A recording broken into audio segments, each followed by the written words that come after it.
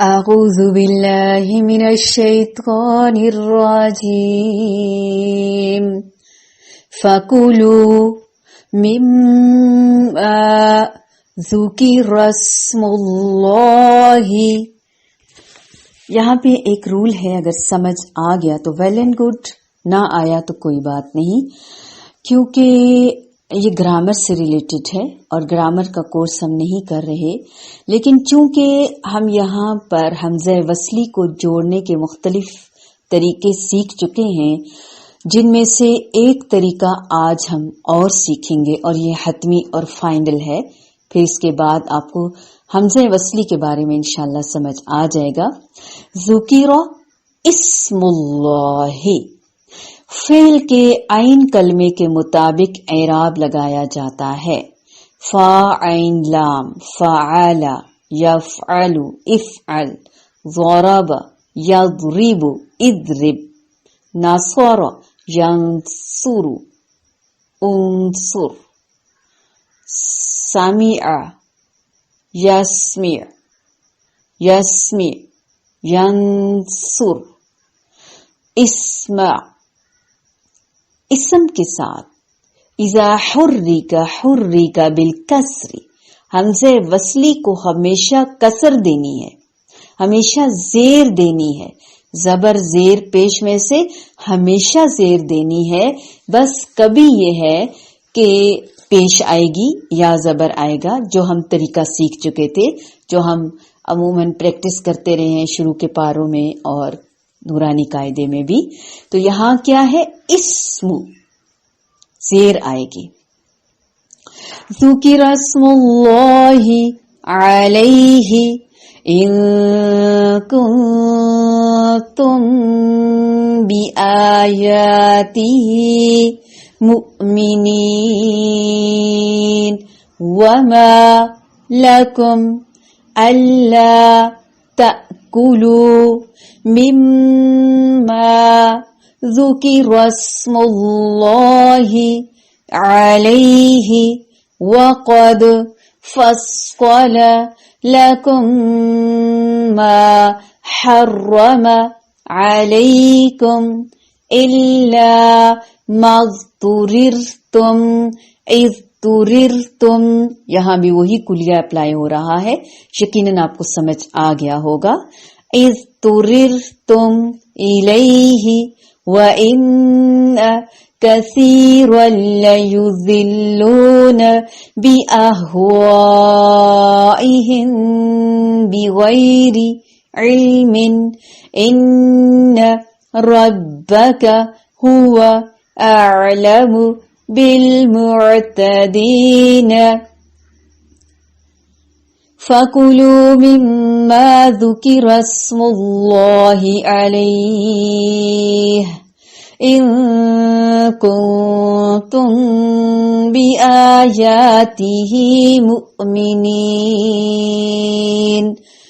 وَمَا لَكُمْ أَلَّا تَأْكُلُوا مِمَّا ذُكِرَ اسْمُ اللَّهِ عَلَيْهِ وَقَدْ فَصَّلَ لَكُم مَّا حَرَّمَ عَلَيْكُمْ إِلَّا مَا اضْطُرِرْتُمْ إِلَيْهِ وَإِنَّ كَثِيرًا لَيُضِلُّونَ بِأَهْوَائِهِمْ بِغَيْرِ عِلْمٍ إِنَّ رَبَّكَ هُوَ أَعْلَمُ بِالْمُعْتَدِينَ. فَكُلُوا پس کھاؤ، مما اس میں سے جو، ذکرہ ذکر کیا گیا، اسم نام، اللہ اللہ تعالی کا، علیہ اس پر، ان اگر، کن ہو تم بآیاتہ اس کی آیات پر، مؤمنین ایمان لانے والے، وما اور کیا ہے، لکم تمہیں، اللہ کے نہ، تأکلو تم کھاتے، مما اس میں سے جو، ذکر ذکر کیا گیا، اسم نام، اللہ اللہ تعالی کا، علیہ اس پر، وقد حالانکہ تحقیق، फस्सला اس نے کھول کر بیان کیا لکم تمہارے لیے ما جو حرم اس نے حرام کیا علیکم تم پر الا مگر ما وہ جو اذ تررتم مجبور کر دیے جاؤ تم الیہ طرف اس کے وان اور بے شک کثیرن اکثر لوگ بہت سے اکثریت لیضلون البتہ وہ گمراہ کرتے ہیں باہوائہم اپنی خواہشات کے ذریعے بغیر علم کے ان بے شک ربک رب آپ کا ہوا وہ عالم زیادہ جاننے والا ہے بالمعتدین حد سے تجاوز کرنے والوں کو۔ جس جانور پر اللہ تعالی کا نام لیا جائے اس میں سے کھاؤ اگر تم اس کے احکامات پر ایمان رکھتے ہو تو۔ اور آخر کیا وجہ ہے کہ تم ایسے جانور میں سے نہ کھاؤ؟ آخر کیا وجہ ہے کہ تم ایسے جانور میں سے نہ کھاؤ جس پر اللہ تعالی کا نام لیا گیا ہو، حالانکہ اللہ تعالی نے ان سب جانوروں کی تفصیل بتا دی ہے جن کو تم پر حرام کیا گیا ہے، مگر وہ بھی جب تم کو سخت ضرورت پڑ جائے تو حلال ہے۔ اور یہ یقینی بات ہے کہ بہت سے آدمی اپنے خیالات پر بلا کسی سند کے گمراہ کرتے ہیں۔ اس میں کوئی شک و شبہ نہیں کہ اللہ تعالی حد سے نکل جانے والوں کو خوب جانتا ہے۔ یعنی جس جانور پر شکار کرتے وقت یا ذبح یا نحر کرتے وقت اللہ تعالی کا نام لیا جائے اسے کھا لو، بشرط یہ کہ وہ ان جانوروں میں سے ہو جن کا کھانا مباح ہے۔ اس کا مطلب یہ ہوا کہ جس جانور پر عمدن ان موقعوں پر اللہ کا نام نہ لیا جائے وہ حلال و طیب نہیں، البتہ اس سے ایسی صورت مستثنا ہے کہ جس میں یہ التباس ہو کہ ذبح کے وقت ذبح کرنے والے نے اللہ تعالی کا نام لیا یا نہیں لیا۔ اس میں حکم یہ ہے کہ اللہ تعالی کا نام لے کر اسے کھا لینا چاہیے۔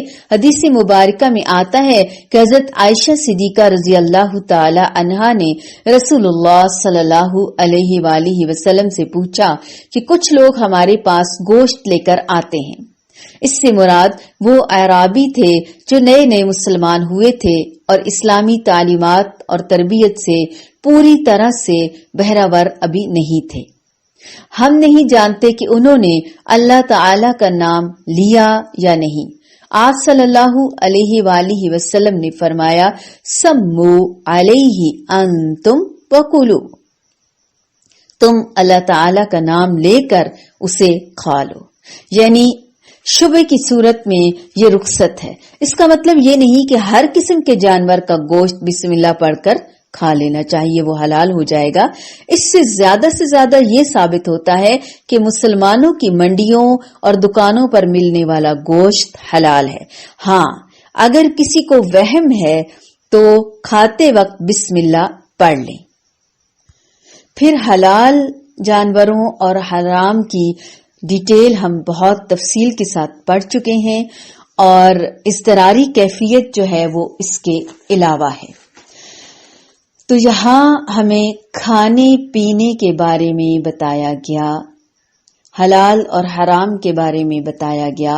اس کی اہمیت ہے، اس لیے اللہ تعالیٰ بار بار بتاتے ہیں، ہم کہیں سرسری گزر جاتے ہیں، کہیں قدرے تفصیل سے پڑھتے ہیں۔ کھانے پینے کے معاملے میں حق کی پیروی کرنی چاہیے، قرآن اور سنت کو فالو کرنا چاہیے، نہ کہ وقت کے رسم و رواج کو، کیونکہ اہل عرب جو تھے انہوں نے خود ساختہ طور پر بحیرہ، صائبہ، حام، وسیلہ وغیرہ کو حرام کر رکھا تھا۔ تو اللہ سبحانہ و تعالی نے ہمیں تلقین کی ہے کس چیز کی، کہ جس چیز کو اللہ تعالی تمہارے لیے حلال قرار دیتے ہیں تم اسے اپنے اوپر حرام نہ کرو۔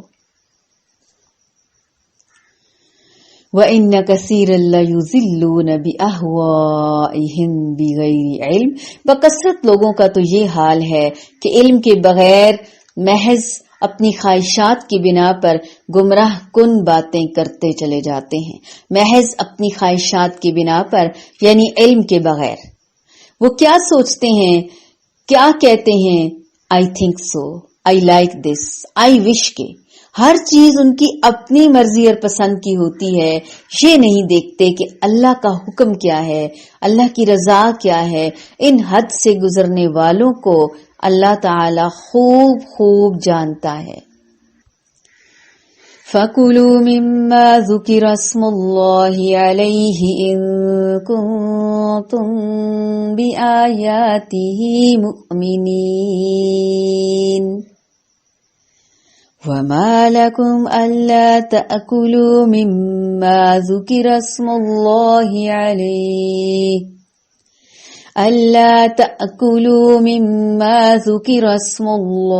عَلَيْهِ وَقَدْ فَصَّلَ لَكُم مَّا حَرَّمَ عَلَيْكُمْ إِلَّا مَا اضْطُرِرْتُمْ إِلَيْهِ وَإِنَّ كَثِيرًا لَيُضِلُّونَ بِأَهْوَائِهِمْ بِغَيْرِ عِلْمٍ إِنَّ رَبَّكَ هُوَ أَعْلَمُ بِالْمُعْتَدِينَ۔